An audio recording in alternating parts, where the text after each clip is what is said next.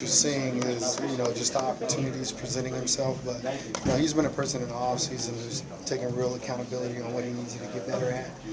We've had a lot of talks about being very specific at what he needed to work on, and he took that very personally. He took that as a challenge, and he put the work in the offseason. So what you're seeing is opportunity presenting himself, but he's not skipping a beat with his preparation, and obviously that allows him to be successful on Saturdays. There have been high expectations for Badger, so it's not really a surprise to see him go out there and make some more plays. But what did you think about how he did and where he's at? I thought that was a good performance for Badger, and I just constantly talk to him about, being great, not good. Obviously, his type of ability, you really got to try to find a way to push that. You can't let him get complacent. With that said, obviously, want to, congratulate him on the opportunity to score his first collegiate touchdown in the passing game. And, not only that, but taking him on a challenge in a game so big on the road and not letting it be too big for him. So it's good to see that. There's a lot of things we got to get better at still there, and that's my job to make sure that, I'm pointing out those things and really pushing him to be great. It seemed like he was pretty open on a lot of those catches. What were you seeing from him, like from a route running standpoint, just him creating separation? Yeah, he has all that. Those are God-given talents that he has, and he has, I think the biggest thing is the will to win. He's very competitive, highly competitive.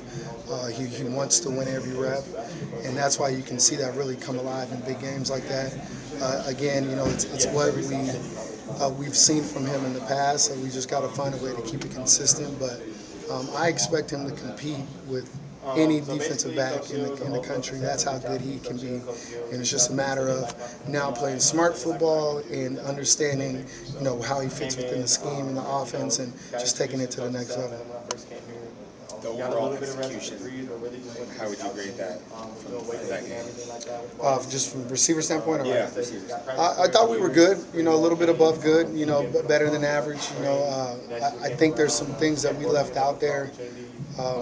From my standpoint, I thought we do a really good job with effort, something that I'm just very proud of. I thought we do a good job blocking on the perimeter. We can still be better with playing smarter. I think a couple of times we're out of position on some blocks, and there's some looks in the back end that might confuse us a little bit, but it's as expected for a young group, So the more they get to play football and actually watch football, the better they'll be. So I expect us to continue to, grow in that area, and just, hopefully it just transpires into success. Emory has shown that he's willing to hang in there, and so you guys have to kind of finish their routes and maybe even post-route stuff. Yeah, we got to attack the ball. That's the thing about it. When we get opportunities in the back end, regardless of what ball we get, we have to attack the football. That's part of our job. And so that challenge is there. We saw that in week 1 against NAU, a couple of those post plays. We saw it last week as well. And so we do a great job of letting them see what the quarterback's seeing, and so they can have an understanding that, hey, it's not an easy job back there, right? So we got to be where we need to be. We got to get there fast, and we got to be accurate with our route depths and things like that. But we're excited about the way Emory's playing, and any opportunities we get on the back, we got to attack the football. How do you coach Badger to make sure he's taking that next step and not getting that complacency that you mentioned? You got to push him. You got to push guys like that. You can't let them feel that. It's not about.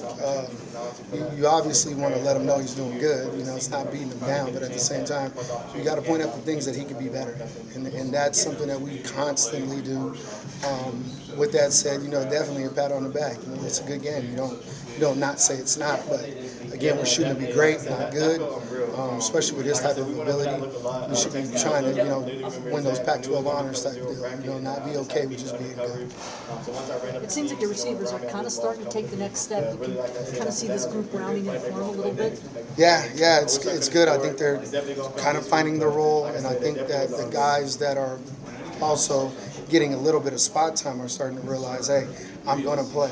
It's not this where one guy's taking every single rep. The guys are going to roll through. They're going to rotate through, and there's going to be opportunities all over the field. And you never know when that opportunity is coming. But I think they do a good job of vibing off each other. I think the group as a whole is very cohesive. They communicate well with each other. So I'm proud of the way they're growing individually and collectively as a team. Have you seen Gio go from a preferred walk-on now to a more expanded role this year and have that big catch on Saturday? It's in him. You know, you can see it the moment he walked on the field. You know, I'm not shocked about that at all. It's just a matter of also getting him mentally prepared to play at this level. I think that pretty much for the most guys, the 10 that are rotating in all have that skill and talent. It's just a matter of them playing with the confidence and understanding that they can compete at this level. And then not just one game, you know, it's got to be a consistent effort throughout. So that's what we're constantly working on.